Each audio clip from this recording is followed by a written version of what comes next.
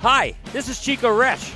You are listening to the Let's Go Devils podcast on the Primetime Radio Network. Happy Devils Friday to each and every one of you watching. Welcome to Game Day Live, presented by the Let's Go Devils Podcast Network and the Primetime Radio Studios, along with Ann Crew Brew. My name is Vinnie. Here with Shorts Guy as we get you set for game number 4 of the New Jersey Devils hockey season as they take on the New York Islanders on the island. Welcome to all the fans watching on YouTube Live, Facebook Live, Twitter Live, and Twitch. The New Jersey Devils are 1-1-1, looking to add more points to the bank tonight. Shorts Guy, after a long little stretch off, how we doing? Vinny, I am doing great. Yeah, that was a long couple days without Devils hockey, but I'm glad we're back tonight. And I'm going to be totally honest, even though I have this nice handy schedule right here in front of me, I didn't realize this was an away game. I thought we were home tonight. That's how busy I've been. That is how busy I have been. Yeah, it's a road game for sure. Over at what are they calling it now? They're not.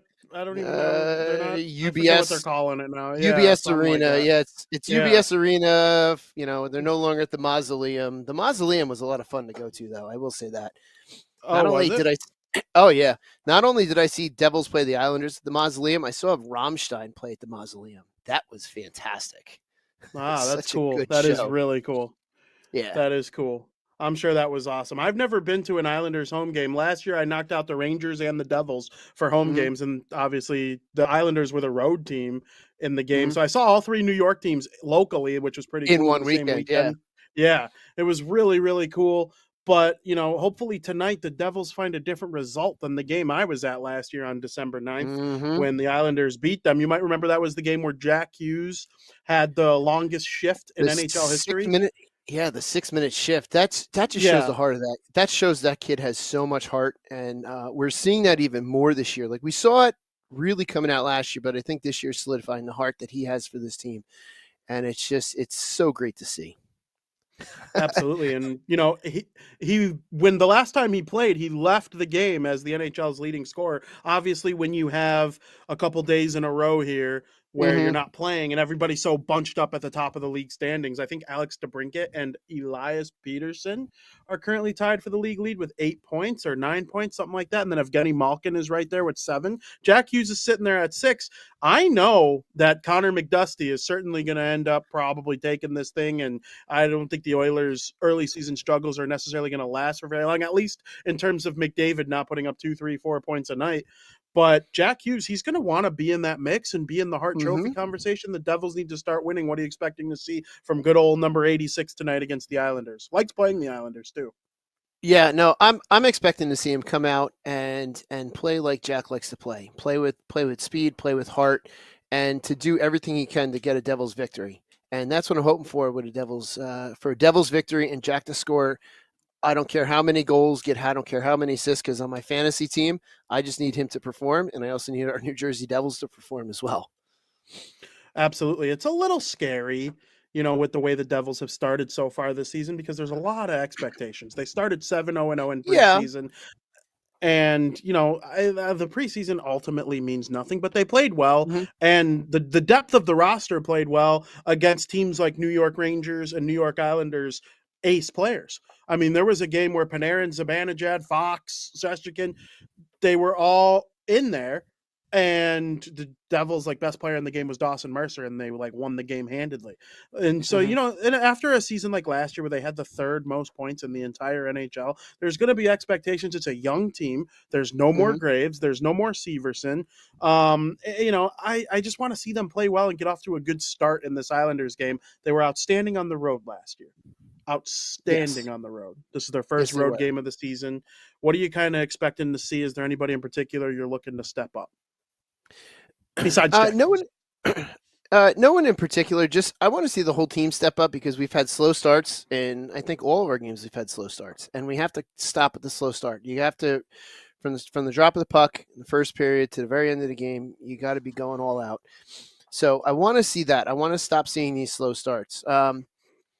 But it's also game 4. Let's not forget it's game 4. Yeah, I do want to see the Devils play a lot better, but it's also game 4. We're not going to win the Stanley Cup today. In what is today? Today is October 20th. We're not Yep. winning the Stanley Cup on October 20th, but we could put ourselves into a deficit in October and November, which could hurt us in April and March and April. So we have to start winning these games because these are absolutely winnable games. It's one of those things, especially tonight. It's a division game. We have to win tonight because it's a division game. We need these points because that could really be the difference later on the end of the season. Plus, it's just good to get some victories just under our belt early. This team has the potential. Like you said, we saw it in preseason. It's not really a full indicator of the rest of the regular season, but you know what? This is there. They just got to put together. I'm not panicking. Our friend Chico Resch says all the time, and he said it when we were together with him on Game Day Live on the home opener. Look at in 20-game chunks. After 20 games, if they're, whatever it is, 4, 15 or whatever, then we can worry. But let's get through this first 20 games and reevaluate after 20 games. If they're still sliding, well, there's a problem. But I have a feeling they will pick this up. They will turn this around because, they're already juggling lines. They're looking for that right combination. And sometimes the combination looks good in practice, but not in a game. And this is what good coaching staff does. 100%. And you look at all the prognostications still, the first power rankings came out earlier this week. The Devils were like 7th, right? You'd like to see them be a little higher based on how last season went, but like they went 1-1-1. I'm sure last year at this point in the power rankings, we were near dead last as the fans were chanting "Fire Lindy" at the home opener. That's another thing fans need to remember. 2-0 to start last season. 0 points through the first more than half week of a season. And they come all the way back. I'm not saying they're going to win 13 games straight in November. That'd be awesome. But I mean, I don't know if I'll we'll take ever that see again. The Devils. Yeah, that'd be sick. But will they ever win 13 games again in our lifetime in a row? I mean, that's not a guarantee. They went, however, last year was their 40th anniversary. They went the first 39 years without an anniversary. And there's multiple Stanley Cup championships and multiple Stanley Cup final appearances in that stretch. Yeah. You look like you think they might actually win 13 in a row again at some point. I mean, I think they could, but I'll take multiple Stanley Cup appearances and multiple Stanley Cups over a 13-game win streak because ultimately, at the end of the season, great, we had a 13-game win streak, but did we win the Cup? The answer is no. So what really does that matter? No, and the team that beat them didn't go win the Cup either. Sometimes that makes me feel better when that happens, but yeah. Like, I don't know. I'm not really worried yet. Like you said, like, who cares? And Vegas still thinks they're the third best team in the league, third best odds to win the Stanley Cup. And you look on basically any sports book, nothing has changed. I think everybody understands, and they kind of showed it in their last game against Florida. And you might be able to say whether or not you agree with me on this. I think the way they ended that game against Florida is kind of like a turning point in a way because they were so nasty in the first 2 periods of that game. And then in the third period, they looked like the Devils that we know they can be, shutting down the likes of the best players on Florida. They were non-factors. They had the puck in the entire third period. Sergei Bobrovsky was under siege the entire time. And really, if it wasn't for a missed tripping call on Dawson Mercer, like a missed, blatantly terrible tripping call, right there at the end with the netminder pulled, they could have tied the game, and they showed heart. And that's the Devils that they can be all season long. I don't really think many teams are going to be able to kind of catch them at their best when there are really only like 5 or 6 teams in the whole league that I think might have a comparable core to what the Devils have. I'm thinking Colorado. I watched them play the Hawks last night. Like, that team is just so fast and so skillful. One of the best cores in the league. Not really even Tampa Bay anymore. Vegas, probably the best team in the league right now. But, and you kind of look at the schedule here in a little bit. They have a couple games against weaker teams coming up. I know that's not every team's an NHL team. They're all pros. But I mean, what do you think about what I'm saying with the way they ended the last game, kind of heading into this next stretch of games? Yeah, I was actually talking to a friend of mine, Anthony Willie, that was at the game. So shout out to Anthony. What up, Anthony? He, him and I were basically talking about how basically for 52 minutes of that game, it was crap. And then towards the Crap. end, holy crap, was it exciting? Like you said, the Devils are popping in goals. They had so much pressure at the end, they just couldn't put it together. They just couldn't put it home for that last tiny goal, which sucks. But at the same time, you're right. That is Devils hockey that we finally saw right there.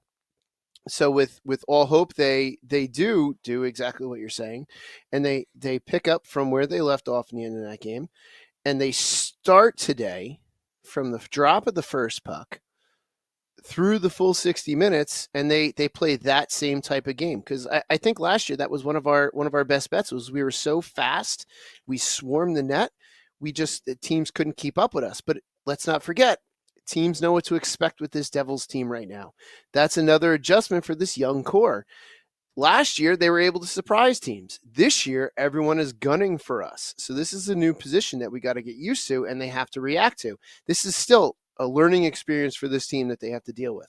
But ultimately, I want to see us come out with a heavy, fast start so we can pop one or two in early and then control the game. I would like to get away from this. Let's catch up in the third period and go from losing to winning. Like we were really good at last year. I mean, we got wins that way, but I really want to see us, control games from start to finish. Absolutely. The Devils led the league in multi-goal comebacks last season. Yeah. And most of the teams that are near the top of that list were non-playoff teams, because the playoff teams usually start better and, dominate the whole game. Is it a little bit of a meatball take, or is it like something a coach or a scout or a GM might agree with here, that maybe it's a good thing they didn't tie the game? I know that's sounds freaking crazy, and we all wanted it. I wanted it so bad. I was watching at the front of the TV like, please tie it. But after thinking about it, I'm like, the fact that they weren't able to tie it, it kind of could be like, okay, when we play like this is what the score can look like. We can dominate. But if we get off to these bad starts, dominating might not be good enough. So we need to start like that from the beginning. It could almost be like a learning lesson, I think, in that type of way. I mean, third youngest team in the league. I don't know. That's just kind of the way I'm hoping that it ends up panning out. Yeah, no, it's you definitely have a good take there. That's right up there with, and this is putting the cart before the horse, but those teams that lose in a championship game, but the coach makes them watch the other team accept the trophy. You get just about there, and you don't make it, but you learn from that experience. And I want to say that is more than likely what the coaching staff has been telling this team all week. Like, look at how you played the last half of that third period. That is what you need to do from the start of the game till the end of the game. And like I said, and like we've all said, this is a young team, and this team needs to learn. And they also need to grow into this position of being a top team in the league. It's not easy to be a top team in this league. This is the best league in the world, and they have to learn to be a top team in this league. And this is part of that growth process. This, like you said, the third youngest roster in the league. You don't just learn how to win in the NHL by playing video games. You learn to play in the NHL by having games like that Florida game where you get just right there, and then you lose, but real professionals will take that loss and say, listen, this is what we did right at the end. We need to do that right there for the full game. Absolutely. And it's not like they were doing it against the gimme either. I know Florida bad start too, 0-3-0 to start the season. Yeah. They were in the Stanley Cup final last year. They know how to win. Oh, yeah. And they have a couple injuries on the back end. I'm not undermining that in any way, but a Vezina Trophy winning goaltender, a Selke Trophy candidate every single year in Sasha Barkov. Verhaeghe potted 40 tucks last season. Matthew Tkachuk was third place in the Hart Trophy voting. I mean, that team is loaded with superstars. And I honestly believe if the Devils play the way that they played in the third period, and I know it's humanly impossible to play like that every single shift, every single game. I don't think anybody in the world, there are like 5 or 6 athletes across the big 4 sports in general that have that type of motor every single play. It's like you run out of gas if you play like that at all times. But like when they play like that, they can beat anybody. They can beat anybody.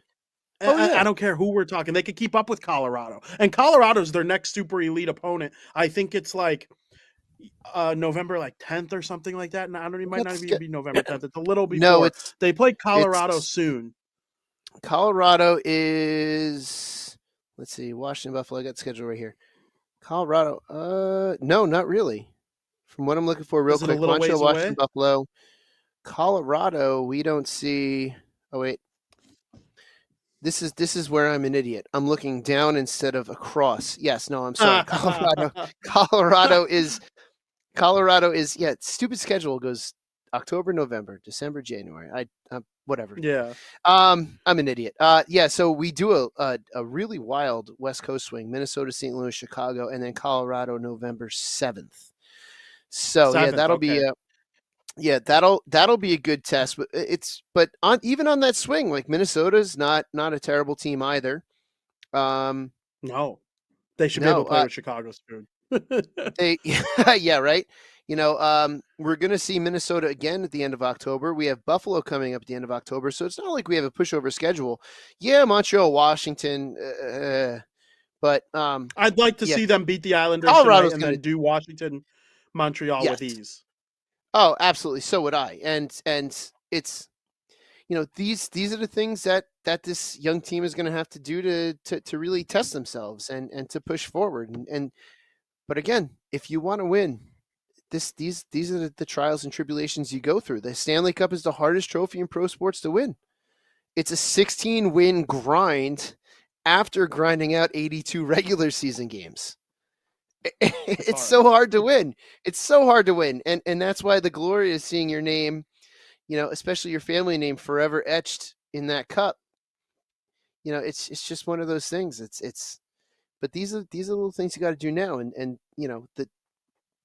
they will respond. This coaching staff, I have full confidence that they will respond, and they will absolutely make sure that this is done right. Absolutely. I couldn't agree more. Now, Shorts guy, in the third period of that game against the Florida Panthers, when the Devils were dominating, one Timo Meier was glued to the bench. He did not play the entire third period. Bad penalties. Tough start to the season for number 28 now. Maybe just the number 28 jersey in New Jersey Devils history is cursed because Damon Severson he got benched the same night, and I just thought that was so funny. Like, oh, the Devils benched Timo Meier. They benched Timo Meier after he takes Damon Severson's number 28. Oh, and Columbus with the new coach replacing Babcock benches Severson in the third period of the game too. Just very funny from like a hockey comedy standpoint. But I mean, I'm expecting a big turnaround here from Timo Meier. So two things. One, let's not forget that Brian Rafalski wore that number 28 and wore it proudly and super successfully. Very proudly. Yeah, that's true. I didn't even think of that. And two, I loved Rafalski. He was a dog. Oh my gosh, yeah. And two, props to the coaching staff. Like this was the big get of last season. Timo Meier was the big fish in the pond at the trade deadline. We sign him long term. He comes in. They don't like how he's playing. Sit your ass down. Good on the coaching staff for doing that. You have to do it. And a good professional player will respond properly to that. I have no problem if the coaching staff is annoyed with a player, bench him. If that player is going to respond, and I have to assume that the coaching staff knows the buttons to hit that'll make these players do very well. And if that's going to help and resonate with Timo Meier, and it was a couple other players that I want to say didn't see the ice a lot in that third period. I think there were two other players. The fourth line hardly played too. Yeah, but the other lines were pushing. But again, this is the NHL. If you're not doing your job, there's 11 other guys that are more than willing to do your job behind you or in front of you, wherever you fall in the lineup. That if you're not performing, there's other guys that'll go perform. If the coaching staff thinks they're outperforming you, we're not here for fun. We're here for wins. And if there's someone else that's going to play your position better for that night, they're going to play. I don't think it's going to be obviously it's not going to be a long-term thing, but at the same time, it's like, this is what you have to do. It keeps the players in check as well, as far as I'm concerned. I agree. And Nico Hischier doesn't have any points through 3 games yet, but I still think he's done a lot of other things well. Won almost every faceoff he took against Florida. Like, Yeah. he's defending well. I don't really like Hischier's points. Like, yeah, it was awesome to see him get 80 last year, but I need you to be like that two-way type of guy. Like, the points will come for Hischier. I think he's still playing the game okay, and I'm excited to see him play with Bratt. Now, I think it's fair to say that Hischier's the second best player on the team. I know no points yet. That'll come. I still think he's going to be the team's second leading scorer. I really, really do. Just like he was last year. Since getting benched 2 years ago, Jesper Bratt has firmly been New Jersey's third best forward. And it's not even particularly close. No. Can that happen to Timo Meier? I absolutely think it can. We've seen Devils players, specifically Devils wingers that could be streaky from time to time, respond to being benched. I don't really see Timo Meier being much different. No, and this is, this is virtually this. This is the same head coach that did that to Jesper Bratt. That's true. That's true. This is a guy that knows what buttons to push, and Jesper Bratt is a professional. Jesper Bratt responded as you would want a professional to respond. So Timo has to respond as you would want a professional to respond, because damn well his agent, Claude Lemieux, Devils legend Claude Lemieux, I'm safe saying he's a legend. If you won the Conn Smythe Trophy with the Devils, you're a legend in my brain. Oh, absolutely. Damn well he would respond to a benching. He'd probably rip the door off the hinges to get back onto the ice if he was benched. But so I would really hope too that not only as his agent that Timo would lean on Claude to get advice as a player, which I think in this instance, I think Claude would be a great person in his ear. You would hope that at least. But along with that, like, he's got to respond, and he's got to know that he's on the Sharks. He was the star, the shining star. And while he's still a star with the Devils, he's not the only star in the sky with this team. No, he is amongst a cast of stars. So he has to keep his play up, because I would guarantee, and I'm saying this off the top of my head, I don't know this for a fact.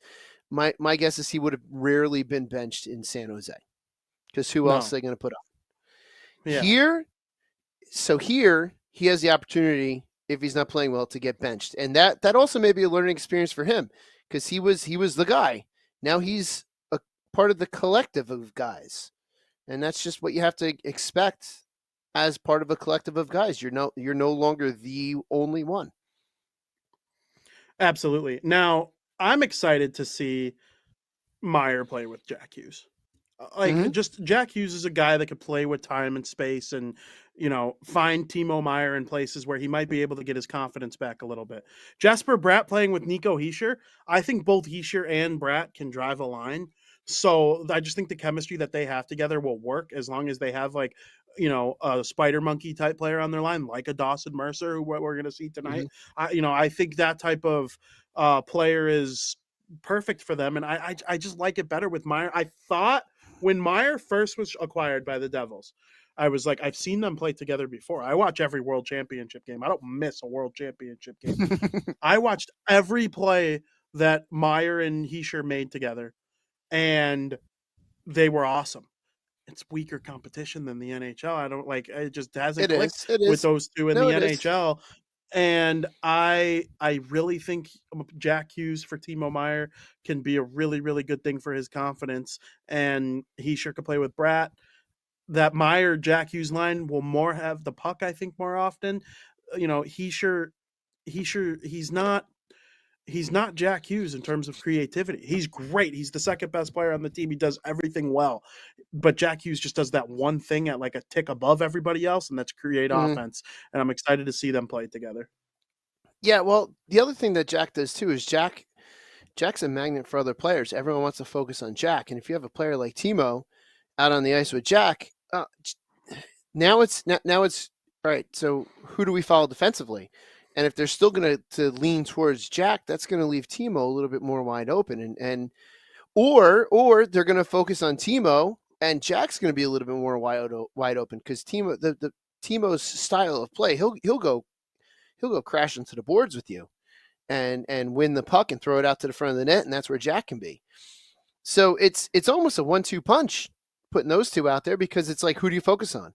Do you focus on the guy that can go bull you in the corner and take the puck away from you and pass it to Jack, who would be in the slot and can basically score from anywhere, which we saw in the home opener when he popped that over Husso's head? Or do you focus on Jack, who's going to dance around everybody, and then you're going to leave Timo wide open for, to basically punch it in front of the net, and he's strong enough to just outmuscle anyone. So it's a great combination that they're going to have there.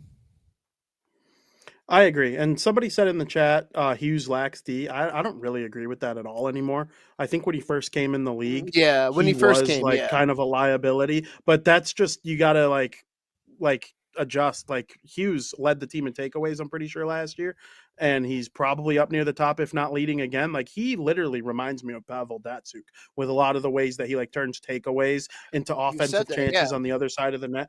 And what I'm seeing from him I don't know if he's like Heischer in terms of like a Selke candidate. I don't really see that, but he's a really, really good player in all three ends of the ice. I would be weary of him no matter what shift, no matter what position of the ice. Like, he's been that good. When he turns the puck over, it's like him trying to make a play that only he can make, and he does connect on it enough for it to be worth it to me. So I don't know. I love Jack Hughes' game, and I'm excited to see him play with a power forward that drives the net like Timo Meier does. Jesper Bratt, he's more of a sniper, right? And Timo Meier can snipe, but Jack Hughes is good with all different kind of goal scorers around him. But a power forward like Timo Meier, running everybody over, creating more time and space out there, it could make Jack Hughes' game even better. So I'm excited for it. I really am. Yeah, I am too, and we'll see tonight how it works out. And the one thing I like about this coaching staff, if something's not working, they'll change it. And that's what you need. You need to not get stuck in combos that worked in preseason, hoping they pan out in the regular season. But you also have to, it's a balance, because you have to, like, sometimes guys need a little bit of time to really kind of get going. So rules, we'll see. Like, maybe this is the combo.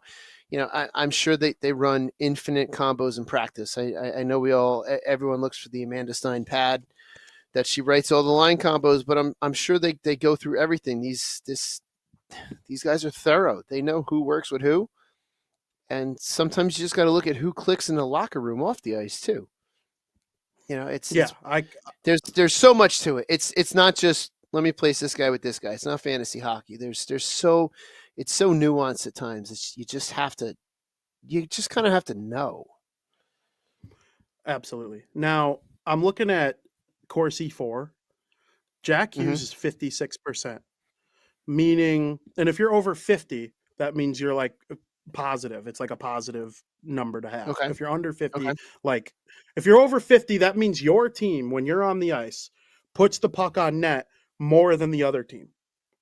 And Jack is 56%. That's like what Datsyuk used to hang out in. That's like the area he used to hang out in. I always go back to that. Like Marian Hossa, Jonathan Taves, Patrice Bergeron, they all hung out in like the 56 to 57% range in their Corsi 4. Jack Hughes is right there right now. Like he's a monster. I love watching him play. Shorts guy, we're getting to the point now. Go ahead.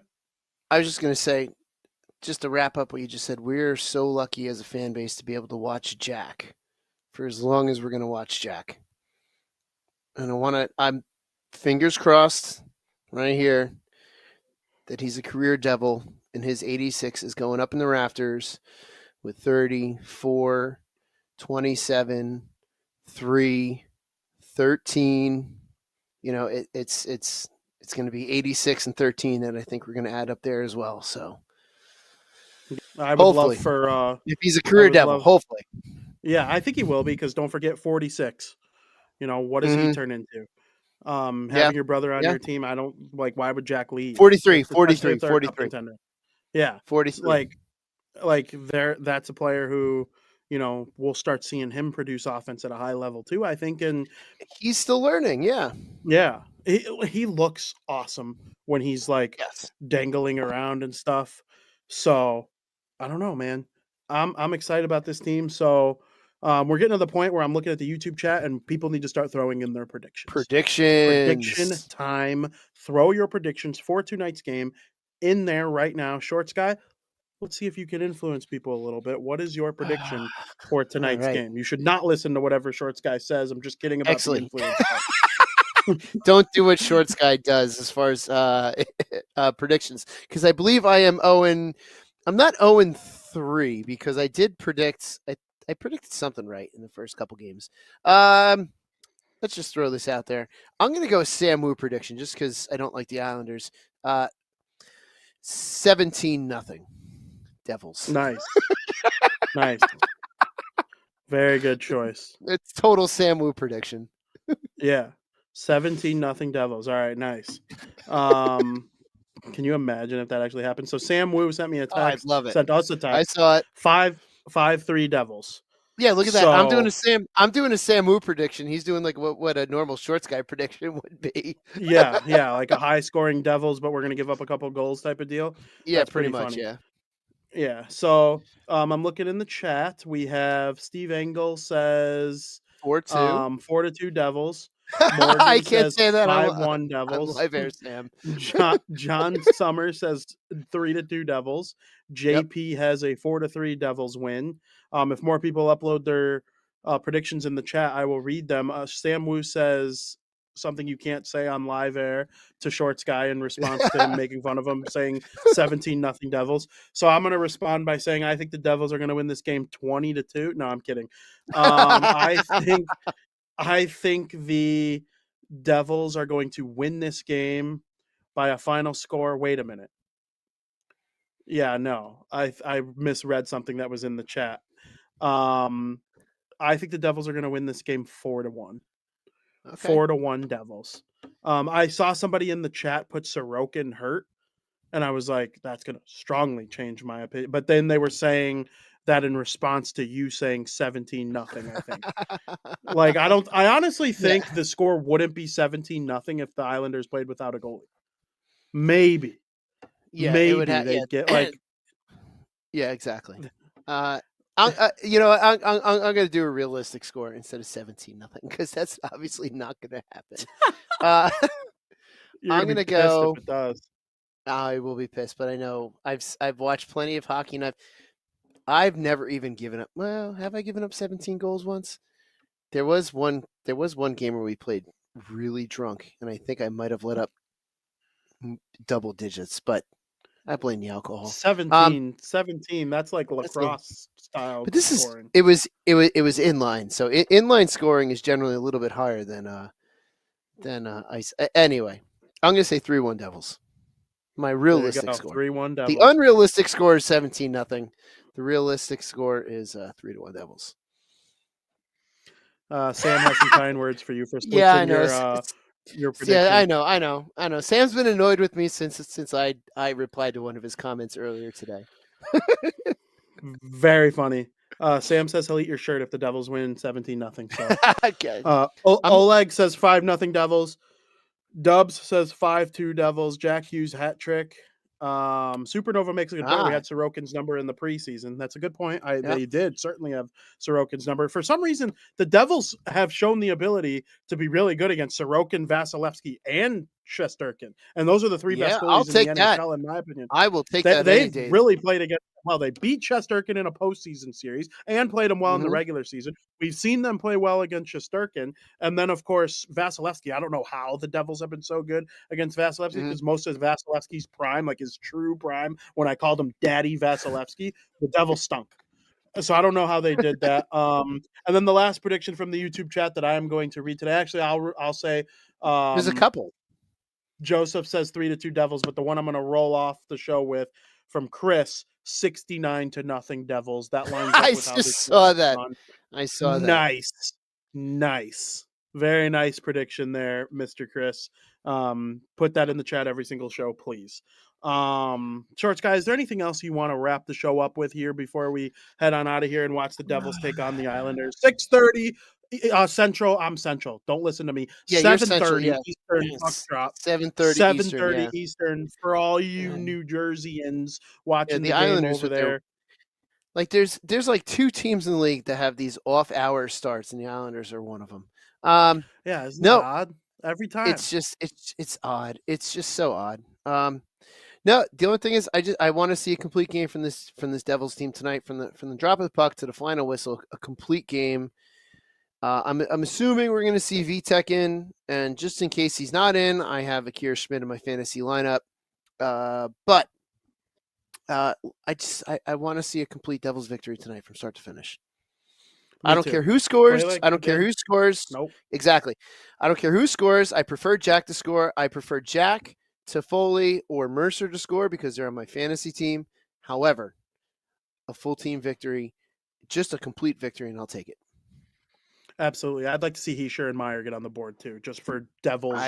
I'd be happy. Devils, what's it called? Like, what's the word I'm looking for? Like, Devils vibes. I think Heischer and Meyer need. Heischer's been playing okay, but he needs to score too. He's the captain, and I think now is a good time for Heischer to kind of step up. A couple games in a row, collecting some points, fine. But the Devils are on pace for 82 points. You'll miss the playoffs by about 15 points if you get 82 points this season. So you need to step up. Need to see more from the captain. But let's not forget the captain also does a lot of off the puck work. He does stuff that doesn't show up on the score sheet that you want your captain and you want a full team player to do. And that's what he does. That's why I have never have any worries about Nico, because he's such a team first guy that if he's not showing up on the score sheet, if you can see the play develop prior to a goal or prior whatever, he's doing something. Absolutely. And he kind of has like Zach Parise's motor. The way he's just kind of like always out there, like buzzing around, like never really takes a shift, not looking like he's in extreme pain. Like, he's smooth. And he's not because he's playing. Smooth. Yeah. He's like so smooth. He is. So that's our show. I hope everybody enjoyed today's edition of Game Day Live, presented by the Let's Go Devils podcast network. And of course, And Crew Brew. Really excited to try And Crew Brew. I'm jealous that I didn't get to try it yet. We'll get you some. That's going to be awesome. Vinny, I promise you that we will get you some And Crew Brew. I'm hoping to maybe, if I can get down there this weekend, get some And Crew Brew. But those cans look fantastic. I know a big fan, good friend of the podcast, Matt Sia, really good friend of mine, wants one for his man cave just to have there. So we're going to make that happen for him. Man, I got to say, Vinny, it's so wild to see that beer come to fruition. Just to see it, just to see the picture of it. It's just so freaking cool that we started this podcast 7 years ago now, and we have a freaking beer at this point. Like, that's awesome. A beer that was just a dumb idea between us. But speaking of the beer, for anyone that's in the New Jersey area, come on out. If you're not in the New Jersey area, make some plans, get a hotel room, because on November 11th, the game against Washington, we're going to officially launch And Crew Brew at the home bar of the Let's Go Devils podcast, American Whiskey. We are going to have, did I say, I guess I must have said the wrong date, November 10th. I guess said the 11th. Okay, I'm sorry, November 10th. November 10th, 11/10. I was never good at the maths, so I'll take that. Mathing not for us. Mathing is no good. No gooder. But yeah, so November 10th against Washington, we're going to officially launch And Crew Brew at American Whiskey. It's going to be the party to end all parties. We're looking to kick a bunch of kegs. We're going to have a couple promo stuff going on that you're just going to have to show up to find out. We're going to have a really good time.